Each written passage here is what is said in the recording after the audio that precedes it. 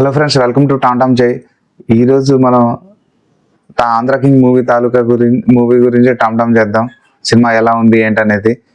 ఇంకా movie short brief ఏంటంటే, electricity కానీ ఎడ్యుకేషన్ కానీ లేని రాజమండ్రి సైడ్ ఉన్న ఒక విలేజ్లో పుట్టిన మన హీరో చిన్నప్పటి నుంచి తను ఒక స్టార్ హీరోని చూసి ఎలా ఇన్స్పైర్ అయ్యాడు, ఎలా ఎదిగాడు, ఆ స్టార్ హీరో కోసం ఏం చేశాడు, అలాగే తను లవ్ చేసిన అమ్మాయి కోసం చేసే పనుల వల్ల ఆ ఊరు ఎలా డెవలప్ అయింది అనేది ఇది ఒక షార్ట్ బ్రీఫ్ మూవీ స్టోరీ గురించి చెప్పాలంటే. ఇంకా పర్ఫార్మెన్స్ గురించి చెప్పాలంటే hero Ram performance, heroine Bhagyashri Borse performance బాగుంది.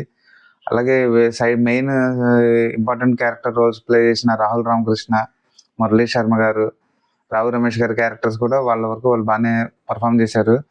కాకపోతే కొంచెం రామ్ గారి గెటప్ మీదే కొంచెం శ్రద్ధ పెట్టుంటే బాగుండు అనిపించింది. ఇంకా రామ్ గారి గురించి చెప్పాలంటే తన కెరీర్ బిగినింగ్ నుంచి చూస్తున్నాను కదా, అప్పుడు ప్రజెంట్ ఇప్పుడున్న స్టార్ హీరోలతో పాటు సమానంగా తన క్రేజ్ ఉండేది ఆ కెరీర్ బిగినింగ్ లో. కానీ కొంచెం తను సెలెక్ట్ చేసుకున్న స్క్రిప్ట్స్ లేదంటే మరి సెలెక్ట్ చేసుకోవడం పేపర్ మీద చూసినప్పుడు బాగానే ఉంటది కదా, కానీ అవి ఈ రెగ్యులర్ ఫెయిల్యూర్స్ వల్ల అనుకున్నంత ముందుకు వెళ్ళలేదేమో అనిపించింది. ఇక్కడ నుంచి అన్న కెరీర్ కొంచెం స్పీడ్ గా ముందుకు వెళ్ళాలని hoping him all the way. ఇంకా ఇందులో స్టార్ హీరో క్యారెక్టర్ పర్ఫామ్ చేసిన ఉపేంద్ర గారు మనకి అంత ఇంపాక్ట్ ఏమీ అనిపించలేదు తను స్క్రీన్ మీద ఉన్నప్పుడు. బహుశా మన లాంగ్వేజ్ అవ్వకపోవటం వల్ల మనకు అంత అనిపించలేదేమో, కానీ ఇది ఫస్ట్ నుంచి అంటే ఈ సినిమా స్టార్ట్ అయినప్పటి నుంచి కూడా ఉపేంద్ర గారిని ఎందుకు తీసుకున్నారు అన్న చిన్న ఫీలింగ్ ఉంది. అలానే నాకు ఈ సినిమాలో చూసినప్పుడు కూడా అంత ఇంపాక్ట్ ఏమీ అనిపించలేదు.